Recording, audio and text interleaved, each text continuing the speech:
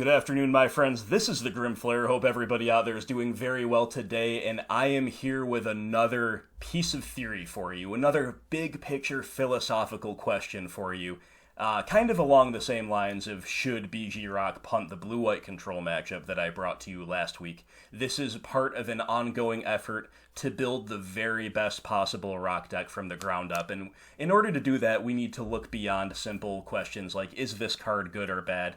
Is this card playable or not? What's the best piece of graveyard hate I can use?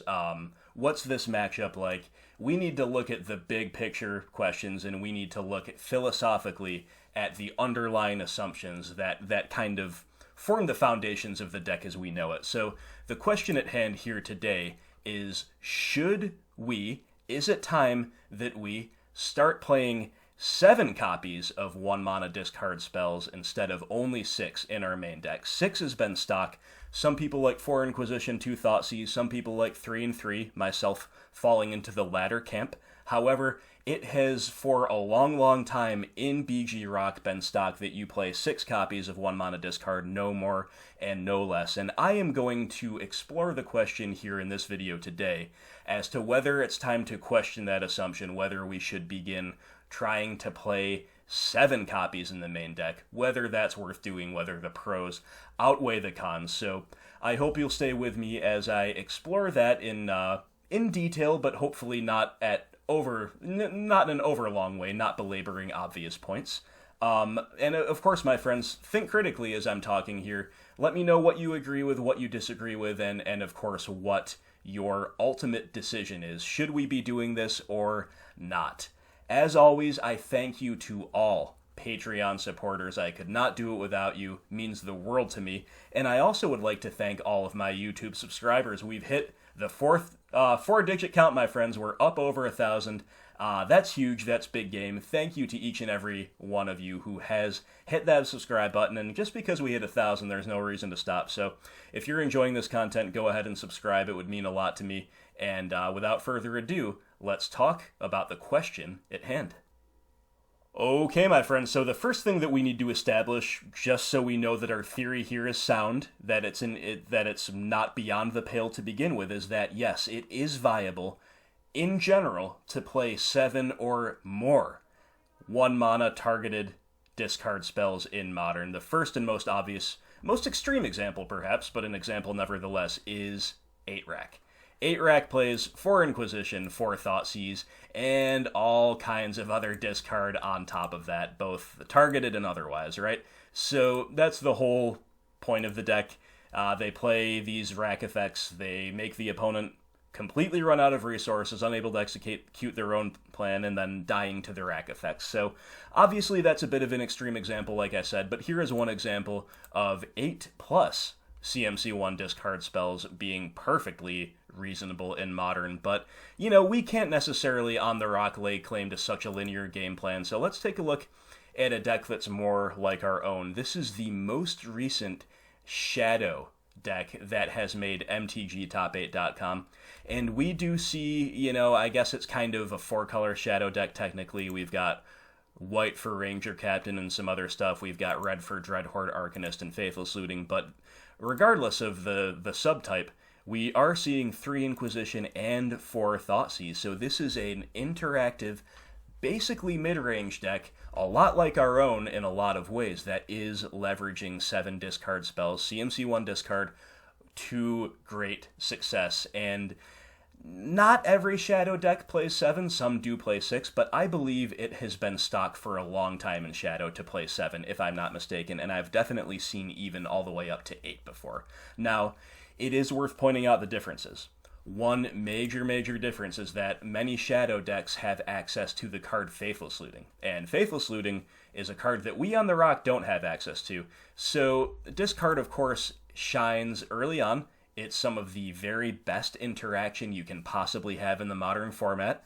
Answers almost literally anything that the opponent's up to, but you pay the price for it. You pay the price sometimes in life, sometimes in tempo, but perhaps more importantly, as the game goes along and you're trying to top deck threats and answers, if you top deck a discard spell and the opponent is hellbent That's very bad. That's the big, big downside of playing too many discard spells, and that's why we're asking this question. So, again, shadow decks often have access to Faithless Looting.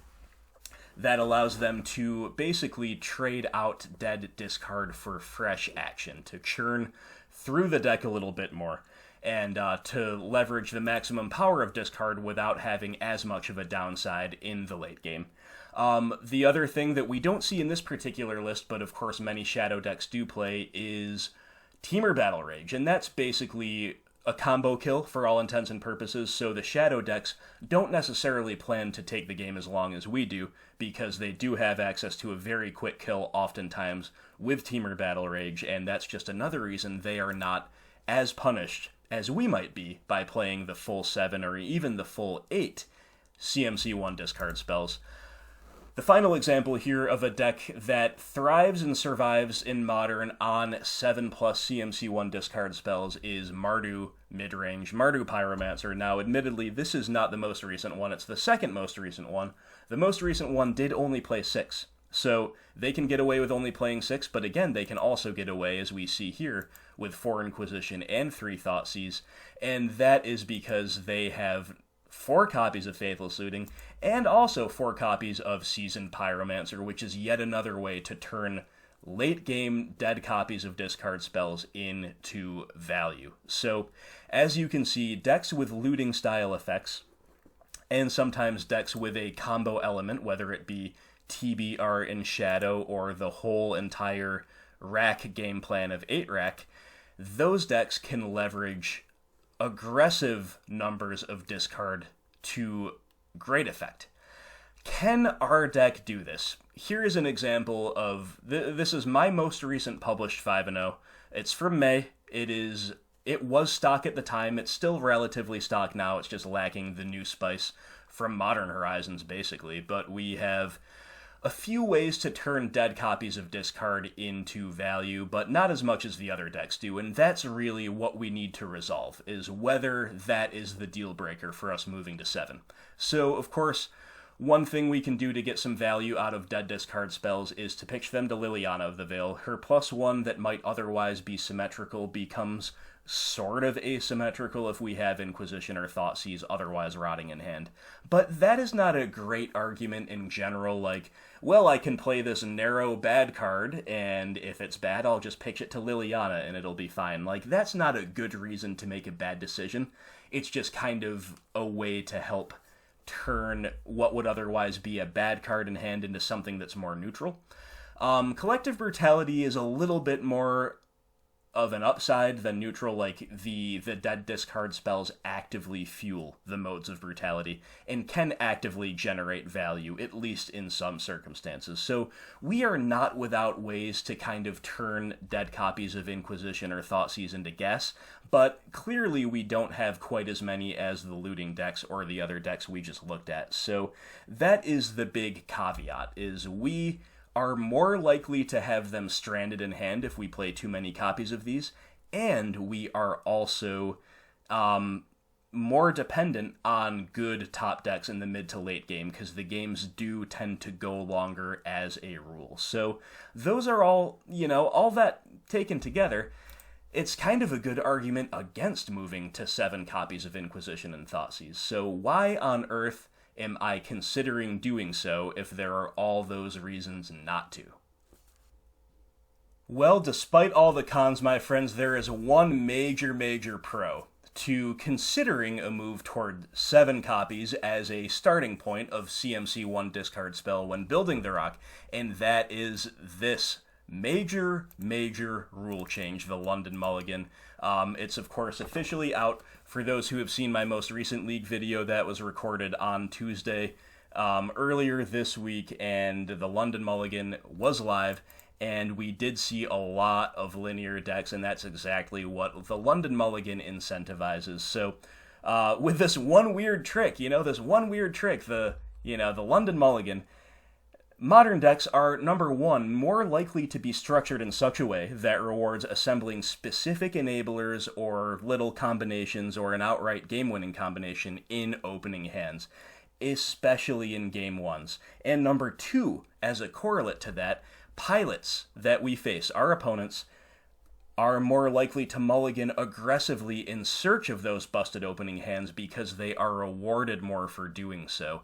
Again, especially in game ones, especially online when your opponent has no idea that they're up against a discard deck, an interactive deck, a fair deck. So between the increased, potentially increased number of discard spells in our own deck if we move to 7, and the fact that our own mulligans also become much stronger under the London rules, our ability to disrupt the opponent's early plans will be significantly improved by this change. Oftentimes a single well-placed discard spell can throw the opponent's hands into complete disarray, if not outright ruin. And with this change, that's going to happen a lot more. And not only that, but the, double discard early progressions, or even the nut draw of turn 1 discard, turn 2 discard, discard again, 3 discard spells in the first 2 turns.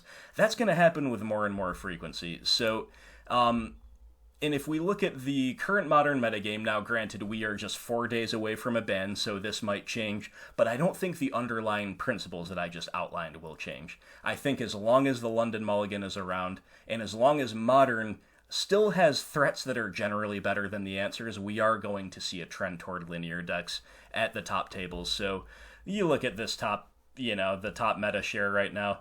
Hogak is definitely a deck where you want your discard early, for sure.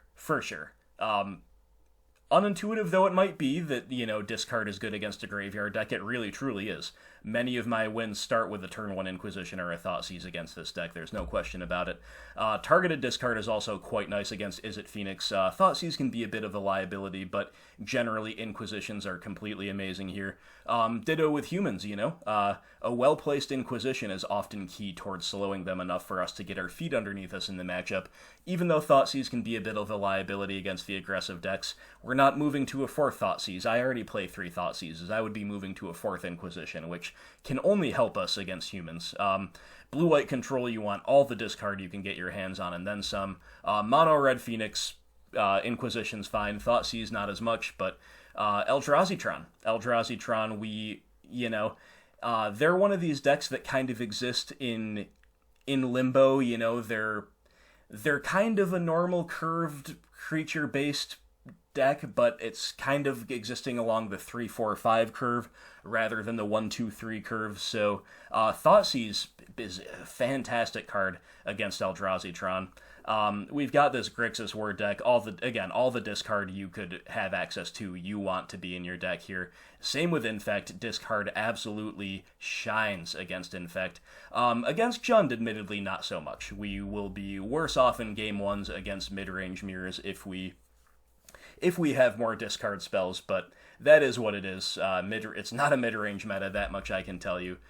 Same with Burn, again, we're not adding a Thoughtseize, we'd be adding an Inquisition for those of us already on the 3-3 split. That is big game against Burn. All the discard in the world is awesome against Tron.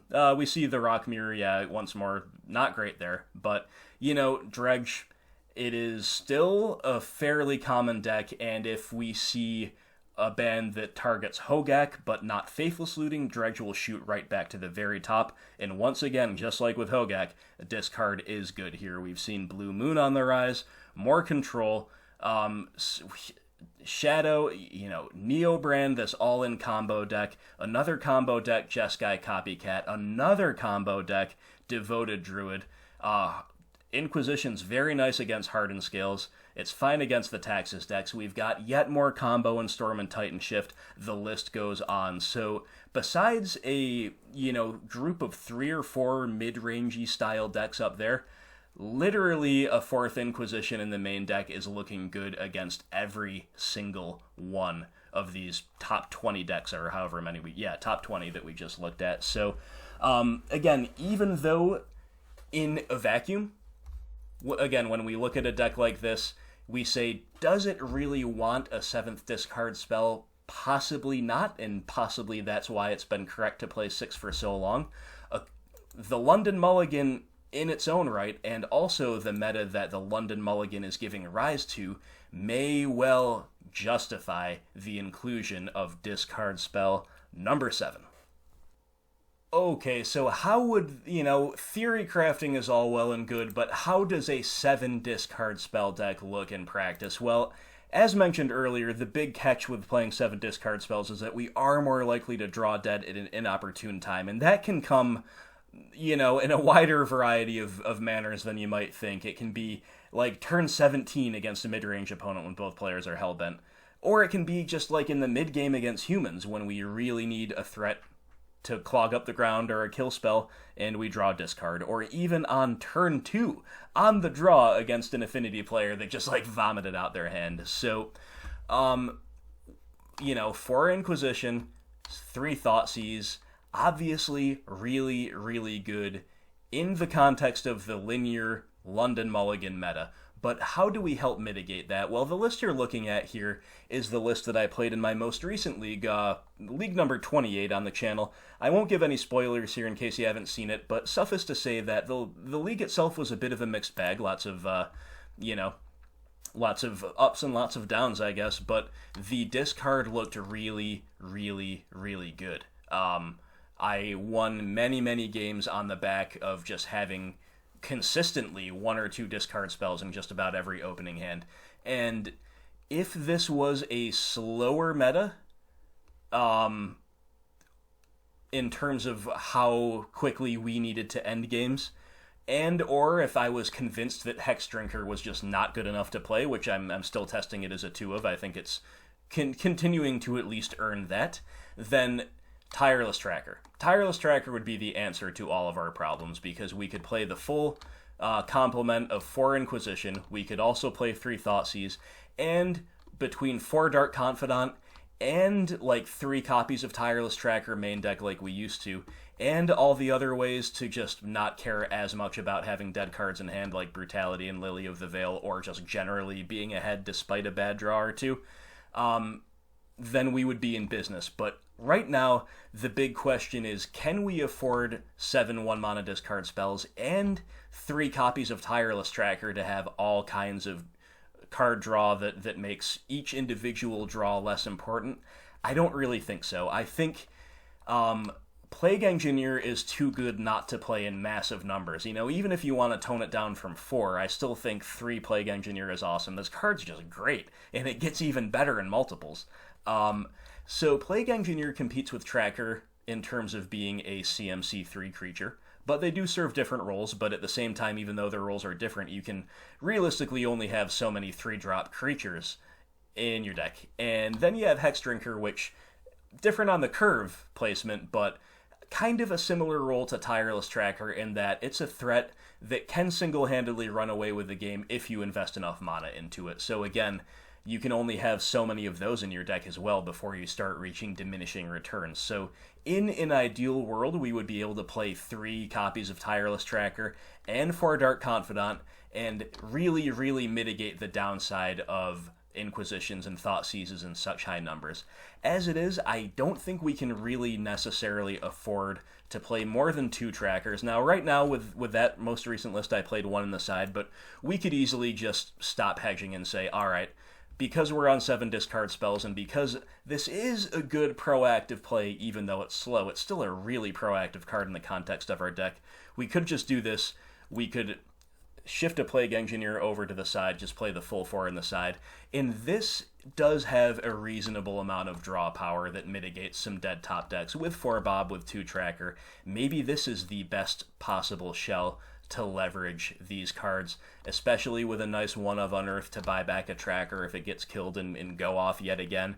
There's just a lot of late game inevitability in this type of deck, and there's a lot of early disruption to help us reach the late game in the first place, which ultimately is kind of our number one goal. Like, what our mid and late game looks like is almost by definition less important than how able we are to survive the early game. So the big questions here, my friends, that we're talking about are, number 1, is this 7 CMC1 discard setup correct? And number 2, if so, how can we best mitigate its downsides while also staying strong against the field? So I see no reason to believe that this list that you're looking at here and that I played in my most recent league is a bad place to start. I think if we're looking at this theory as reasonably sound, this is a great place to begin iterating. But here, my friends, is where I want your feedback.